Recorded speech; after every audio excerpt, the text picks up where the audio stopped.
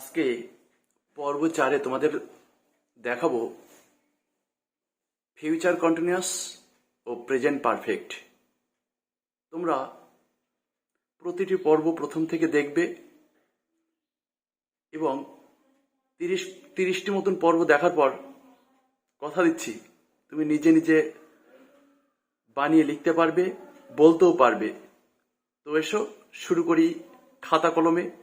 আজকের পর্বে তোমাদের দেখাবো ফিউচার কন্টিনিউয়াস টেন্স আর প্রেজেন্ট পারফেক্ট টেন্স। দেখো, ফিউচার কন্টিনিউয়াস টেন্স সেন্টেন্সের কথাবার্তা কেমন হলে এই টেন্স হয়।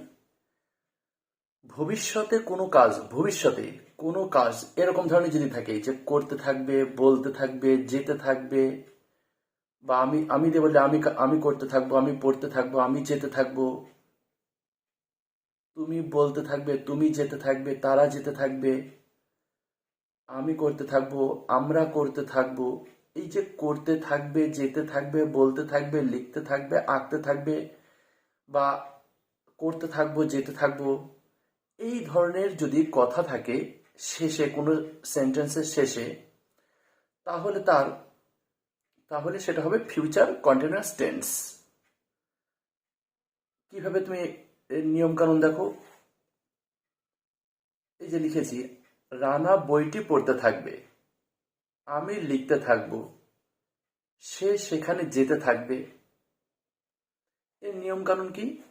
গঠন নিয়মের এরকম নিয়ম, সাবজেক্ট আগে হবে, তারপরে শ্যাল অথবা উইল যে কোনো একটি বসবে, তারপরে বি কথাটা হবে বি, তারপরে ভার্বের প্রথমটার সাথে V1 মানে ভার্বের ফার্স্ট ফর্মের সাথে আইএনজি হবে, তারপর অবজেক্ট হবে। এখানে লিখে দিয়েছি আই শ্যাল, উই শ্যাল, বাকি সব ক্ষেত্রে উইল হয়। আই শ্যাল, উই শ্যাল, বাকি সব ক্ষেত্রে উইল হবে। তাহলে রানা বইটি পড়বে, সাবজেক্ট হলো রানা, তাই লিখলাম রানা। শ্যাল অথবা উইল হবে, এই যে আই শ্যাল, উই শ্যাল, বাকি সব উইল, তা রানা তাহলে উইল হবে। শ্যাল উইল যে কোনো একটি বসলো, তাহলে সাবজেক্ট বসলো, শ্যাল উইল যে কোনো একটি বসলো, বি কথাটা বসবে, এই যে লেখা রয়েছে বি, নিয়মে লেখা আছে বি, বি বসলো। ভার্বের V1 মানে ভার্বের ফার্স্ট ফর্মের সাথে আইএনজি হবে। পড়তে থাকবে, তাহলে রিডিং কথাটা হবে READ, এই ফার্স্ট ফর্ম হলো, ওর সঙ্গে ফার্স্ট ফর্মের সঙ্গে আইএনজি করতে বলেছে, তাই আইএনজি করলাম। Rana will be reading the book, Rana বইটি পড়তে থাকবে। আমি লিখতে থাকবো, আই শ্যাল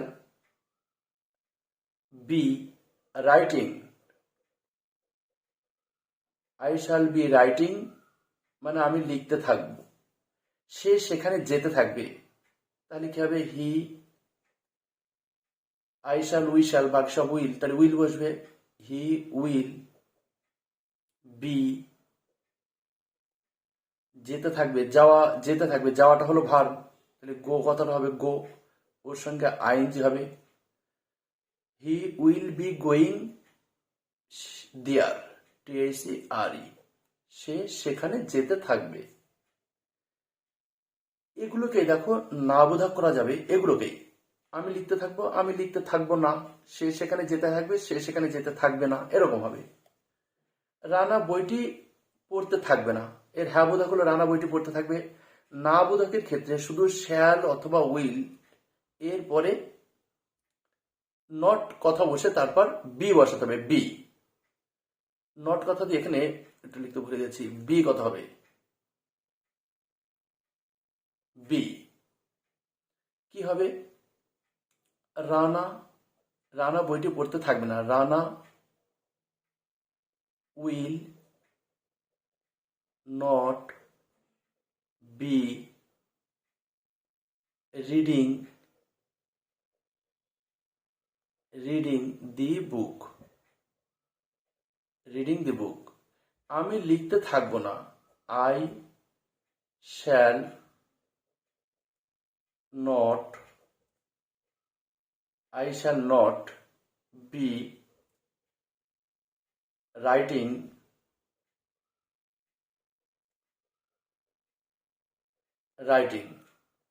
আমি লিখতে থাকবো না। I shall not be writing। এই হলো প্রেজেন্ট কন্টিনিউয়াস টেন্স। এবার দেখো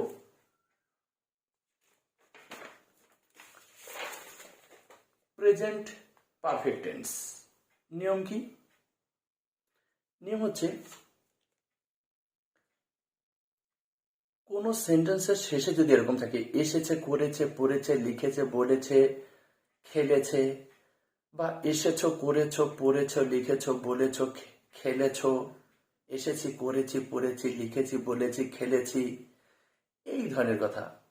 সে দিয়ে বলে সে এসেছে, সে করেছে, তারা এসেছে, তারা করেছে, তারা পড়েছে। তুমি দিয়ে বা তোমরা দিয়ে তোমরা এসেছো বা তুমি এসেছো। আমি দিয়ে বললে আমি এসেছি, আমি করেছি, আমরা এসেছি। কোনো সেন্টেন্সের শেষে বা আমরা যখন কথা বলি যদি এরকম হয় এসেছে, করেছে, পড়েছে, এই ধরনের কথা যদি থাকে তাহলে প্রেজেন্ট পারফেক্ট টেন্স হবে। নিয়ম কি? নিয়ম হলো প্রথমে সাবজেক্ট, তারপর হ্যাভ অথবা হ্যাজ বসবে, তারপর V3 মানে ভার্বের থার্ড ফর্ম বসবে, তারপর অবজেক্ট হবে। এখানে লিখে দিয়েছি হ্যাভ হ্যাজ কোথায় কোথায় বসে দেখো। I we you they, I we you they, আর সাবজেক্ট যদি একের বেশি হয় তাহলে হ্যাভ বসবে। আর সাবজেক্ট যদি হি, শি, ইট অথবা সাবজেক্ট যদি যে কোনো একটি নাম হয় তাহলে হ্যাজ হবে। এবার দেখো সে এটা করেছে, সাবজেক্ট বসবে সে হি, হ্যাভ অথবা হ্যাজ যে কোনো একটা বসবে। তাহলে সে বললে হ্যাজ হয়, নিয়মে লেখা আছে হ্যাজ, হি হ্যাজ, V3 হবে ভার্বের থার্ড ফর্ম। করেছে করা ইংরেজি ডু ডিড ডান, তাহলে ডান হবে হি হ্যাজ ডান, এটা ইংরেজি ইট, হি হ্যাজ ডান ইট, মানে সে এটা করেছে। এবার দেখো ফতেমা মাদুরের উপর ঘুমিয়েছে, ফতেমা মাদুরের উপর ঘুমিয়েছে, তাহলে সাবজেক্ট হবে SUB, আরে ফতেমা, এফে ফতেমা, হ্যাজ কতটা হবে, হ্যাজ কেন হবে দেখে নাও। I have, we have, you have, they have, আর সাবজেক্ট যদি একের বেশি হয় রাম অ্যান্ড শ্যাম এরকম যেতে হয় তবেই হ্যাভ, আর বাকি সব ক্ষেত্রে হ্যাজ হবে। তাহলে ফতেমা হ্যাজ, V3, স্লিপ মানে ঘুমানো, স্লিপ, স্লেপ্ট, তাহলে SLEPT, ফতেমা হ্যাজ স্লেপ্ট কোথায়, অন দ্য ম্যাট, মাদুরের উপর, on the mat, on the mat. এর না বোঝানোর সময় দেখো না করার সময় কি হবে।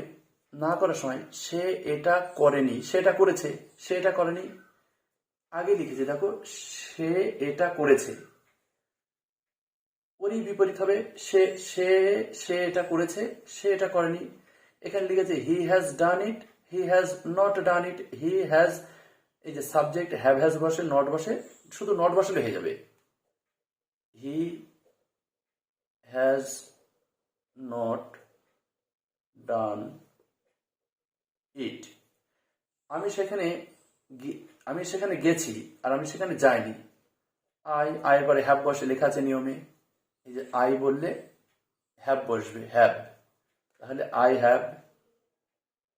হ্যাভ নট, V3 হবে মানে যাওয়া ইংরেজি গো ওয়েন্ট গন, তাহলে V3 মানে গন হবে, আই হ্যাভ নট গন দেয়ার। এই হলো প্রেজেন্ট পারফেক্ট টেন্স। আমরা যত কথা বলি অনেক ক্ষেত্রে প্রেজেন্ট পারফেক্ট টেন্স আমাদের ব্যবহার করতে হয়। তোমরা যারা আমার চ্যানেলটিকে সাবস্ক্রাইব করোনি তারা আমার চ্যানেলটিকে সাবস্ক্রাইব করে দিও এবং পাশে থাকা বেল বটনটিকে অবশ্যই অল করবে এবং প্রত্যেকে প্লেলিস্ট দেখবে। প্লেলিস্ট আমার সমস্ত ভিডিও আলাদা আলাদা সাবজেক্টের জন্য প্লেলিস্ট করা আছে, সেখানে গিয়ে দেখে নেবে। আর তোমাদের কারোর কোনো মন্তব্য থাকলে কমেন্ট বক্সে অবশ্যই লিখবে এবং ভালো লাগলে একটা লাইক দেবে। আর তোমাদের ভাই বোন বা পরিচিতি কেউ থাকলে তাদের কাছে শেয়ার করে দিও, তাদেরও কাজে আসবে। আর প্রত্যেকে নিয়মগুলি প্রথম থেকে দেখো, একদম পর্ব 1 থেকে দেখবে। ভালো থেকো সবাই, মন দিয়ে পড়াশোনা করো।